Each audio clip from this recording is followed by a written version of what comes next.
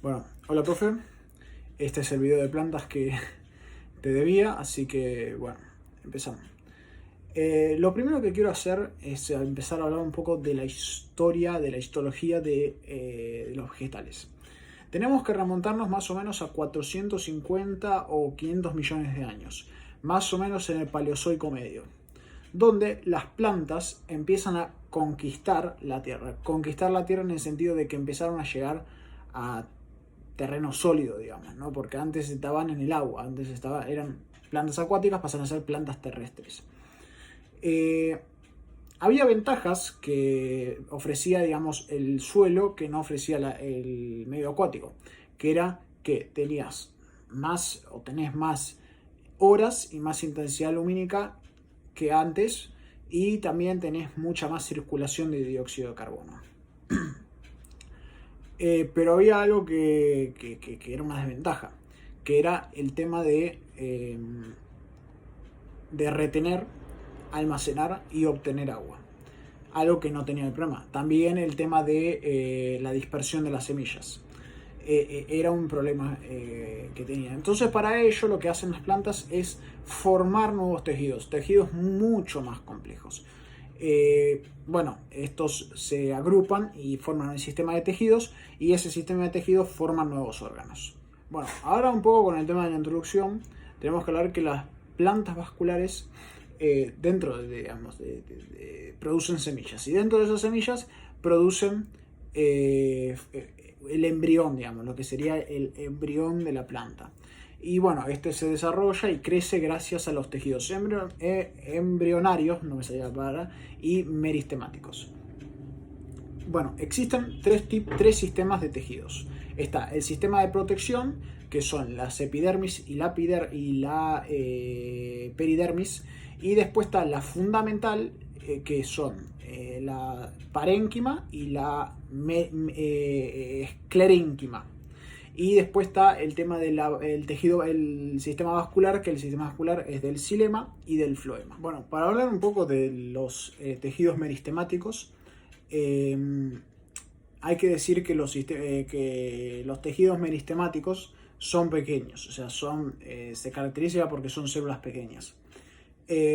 Pero también otra característica que tienen es que siempre se mantiene joven. Su principal función es que la planta crezca, digamos, ¿no? O sea, constantemente está este tejido para que la planta crezca. Es un sistema abierto, y bueno, una de las características también de las que las plantas se diferencian de los animales es que las plantas tienen este tejido, el cual los animales no tienen, bueno, el sistema de crecimiento de los animales es totalmente diferente al que es el de las plantas con el tejido meristemático. Bueno, ahora vamos a hablar un poco más de los tejidos conductores o vasculares. Bueno, más o menos para entender, cuanto mayor es la planta, o sea, cuanto más grande es, cuanto más lejos está del suelo, digamos, la parte final de la planta, cuanto más lejos está del suelo, más necesidad de agua tiene, o sea, más necesidad de reemplazar el agua que se evapora con la que se transporta, digamos, ¿no? Los tejidos vasculares se caracterizan por tres cosas. La primera es que están los vasos conductores, digamos, son alargados y tienen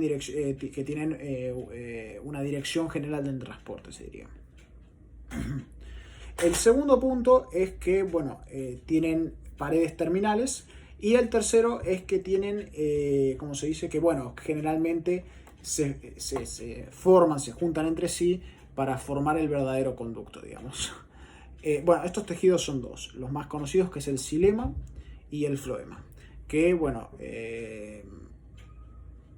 digamos, constituyen lo que sería el sistema de transporte, o digamos es la parte más importante del sistema de transporte de las plantas. Bueno, el xilema. El xilema, bueno, es una parte del sistema vascular de la planta, una parte del sistema de transporte de la planta.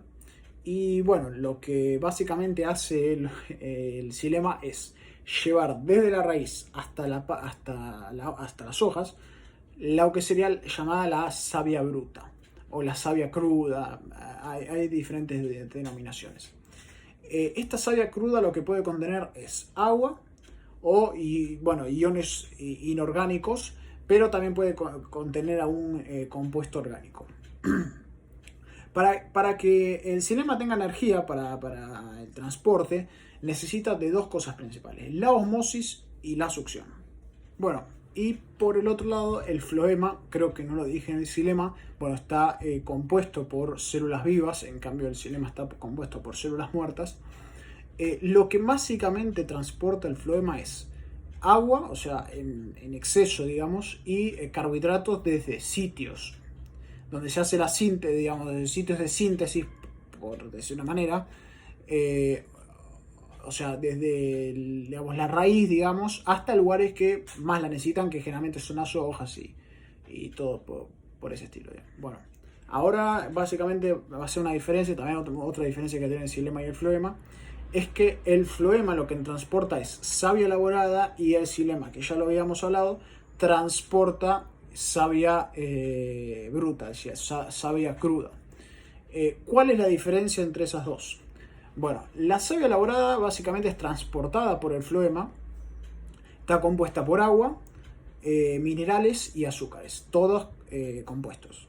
La bruta está compuesta también transportada por el xilema, a diferencia del floema y de la bruta, está compuesto por agua y minerales. Bueno, las plantas son seres autótrofos. Esto quiere decir que son capaces de nutrirse de ellas mismas, o sea, son capaces de, no necesitan ir a cazar o comer otra cosa, son capaces de crear su propio alimento. Bueno, esto digamos, el proceso químico, digamos, de esto se llama fotosíntesis. La fotosíntesis está creada en los cloroplastos, o sea, como se dice, se crea a partir de los cloroplastos. Los cloroplastos hay más o menos entre 20 y 100 en cada célula vegetal. Los cloroplastos tienen la mecánica de cómo transformar esta energía solar en energía, digamos, química, en energía, ¿cómo se puede decir? Energía, digamos, en nutrientes, al fin y al cabo en nutrientes. Bueno, necesita varios compuestos. Se necesita rayos solares, dióxido de carbono, clorofila y, más que nada, el agua para hacer este proceso de fotosíntesis. Bueno, la fotosíntesis básicamente está producida en dos etapas. La primera etapa se la conoce como lumínica o fotoquímica. Esta etapa depende directamente de la cantidad de rayos, de los rayos, digamos, de la luz recibida a partir de los rayos del sol. Bueno, básicamente lo que hace es que esta energía produce la excitación de los electrones y lo que hace es romper las moléculas de agua, liberar el oxígeno y quedarse con el resto de la energía para poder producir las moléculas de ATP y de nicotidamina o NADPH, perdón. Bueno, y ahora tenemos la segunda etapa. La segunda etapa es conocida como fase oscura.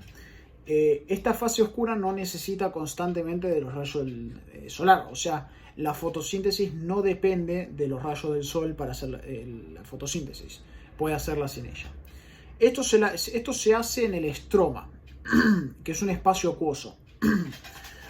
Allí, la energía que está en forma de ATP y de nicotidamina, que se produjo en la anterior etapa, lo que va a hacer es fijar el dióxido de carbono y, bueno, lo que va a hacer es hacerlo como carbono orgánico, o sea, va a pasar de dióxido de carbono a carbono orgánico mediante el ciclo de Calvin. Este ciclo de Calvin son unas, ¿cómo puedo decirlo? Una serie de reacciones químicas en las que los fosfoaglicéridos va a elaborar nutrientes. Después de todo esto, el resultado final va a quedar lo que es la famosa glucosa, que es el C6H12O6. Bueno, por último, las plantas tienen dos problemas, básicamente. Las plantas en general tienen dos problemas. O sea, sabemos que se crea la fotosíntesis a partir de sustancias inorgánicas para crear una sustancia orgánica. Pero se le plantean diferentes dificultades a la planta. El primer punto es que no todas las células producen, o sea, mayoritariamente las células en las hojas producen la fotosíntesis, que está a una altura sobre el suelo, pero no todas pueden producir fotosíntesis. Por ejemplo, las plantas las células de las raíces, que son las que absorben el agua, no pueden producir fotosíntesis, por lo cual necesitan lo que es el xilema y el floema para transportar, cuando se termine la glucosa, a diferentes partes de la planta donde no se produce la fotosíntesis, llevarla hacia allí. El segundo punto es el de que, bueno, eso básicamente. O sea, y bueno, creo que lo dije en diferentes partes. O sea, el primer punto sería que, bueno, también lo que tiene que hacer es vencer estas fuerzas de gravedad y, bueno, tiene que llevar las sustancias de arriba para abajo, de abajo para arriba. Con lo cual, lo que decíamos recién, que era que no todas las células pueden producir fotosíntesis. Pero bueno, las raíces, por lo general, o sea, las células de las raíces no pueden transportar, no pueden hacer fotosíntesis, pero sí lo que pueden hacer es absorber el agua desde allí. Bueno, para hablar por lo último, existen dos alternativas, dos formas por las cuales el agua puede entrar a la raíz o puede ser absorbida por la raíz. La primera es mediante el transporte intracelular, que, bueno, lo que hace es, digamos, por dentro de la célula, digamos, pasando una célula a la vez por agujeros llamados plasmodesmos.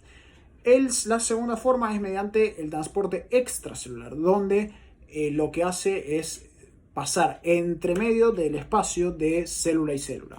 Son dos vías las cuales el agua puede ser absorbida. Bueno, y ya una vez eso, empieza todo el ciclo que dijimos desde el principio.